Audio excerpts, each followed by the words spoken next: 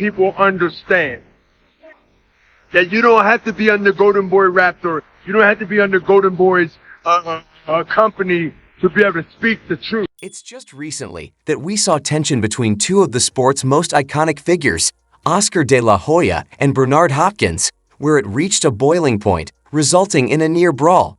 While the two have been quite close for years, it was only a matter of time before we got to this. You must flee the building. You must run and hide because things are changed and it's changing. So when things change and it's changing. Besides, we've seen the sports business break the best of relationships in the Floyd and Ellerbe situation. However, the situation between Bernard and De La Hoya is quite interesting, or should we say heated, because it has everyone with something to say. You're going to have to fit your head in the sand no matter who you are. That means company of promoting or management of fighters. Edgar Berlanga points fingers at De La Hoya. The heat between Oscar and Bernard began in the aftermath of the Virgil Ortiz Jr. versus Siri Bohachuk fight. You make every neighborhood a suburb where everybody's making over $100,000 a year. Why would they have to fight? The fight was supposed to be a showcase for Ortiz, but instead it turned into a highly controversial bout.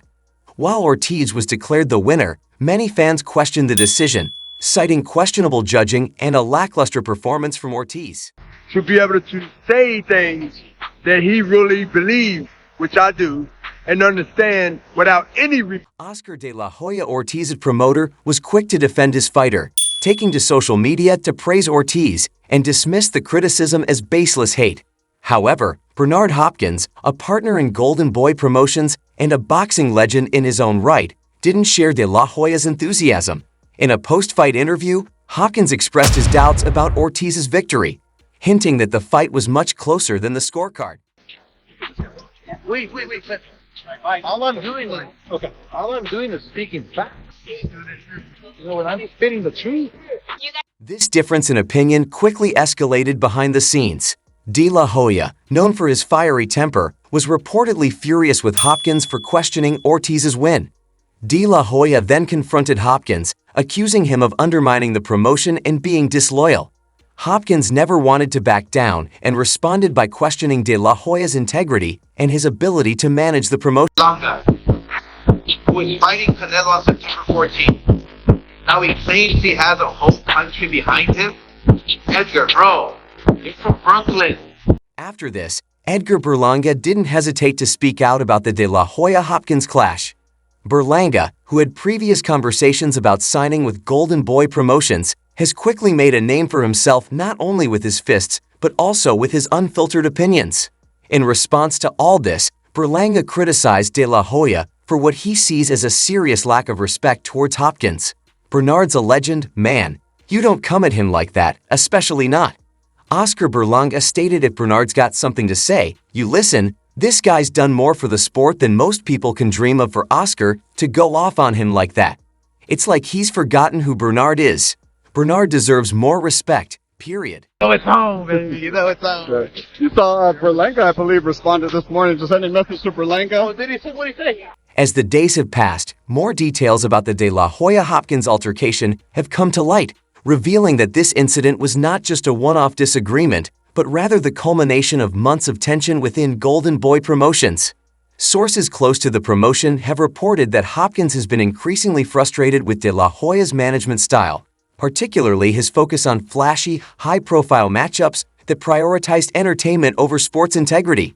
It's over now. The best will fight the best, and that's what I always stood by. Hopkins, who has always been a purist at heart, believes that boxing should be about skill competition and respect for the craft. This philosophy has often clashed with De La Hoya's more business-oriented approach, which emphasizes big-money fights and social media pay. The Ortiz fight with its controversial outcome was the final straw for Hopkins, leading to the explosive confrontation. He's not saving boxing. Boxing survived the recession, the depression. Boxing survived so many things, and until it's one way you can get boxing out of America's entertainment. As the controversy has continued to unfold, De La Hoya finally broke his silence. In a response, De La Hoya attempted to downplay the altercation with Hopkins, describing it as a passionate discussion between two people who care deeply about the sport. Bernard and I have always been passionate about boxing, and sometimes that passion leads to disagreements. De La Hoya said, but at the end of the day, we both want what's best for the fighters. We represent Bernard, and I am on the same team, and will continue to work together to bring the best fights to the fans. Next voice, next voice. However, De La Hoya's attempt to smooth things over hasn't quelled the speculation and debate. Many fans and analysts remain skeptical of De La Hoya's words, pointing out that the tension between the two seems deeper than a simple disagreement. Berlanga too was quick to respond to De La Hoya's statement, doubling down on his earlier criticism. People understand that you don't have to be under Golden Boy Raptor. You don't have to be under Golden Boy's company to be able to speak the truth. Look, I respect what Oscar's done in the ring, but you can't just brush this off as a disagreement. Berlanga said in a follow-up reply that this is about respect, and I feel like Bernard isn't getting the respect he deserves. If Oscar really wants to make things right, he needs to start by listening to what Bernard has to say. Now, before the heat flared between Oscar De La Hoya and Bernard Hopkins, there was a time when De La Hoya had nothing but praise for Berlanga.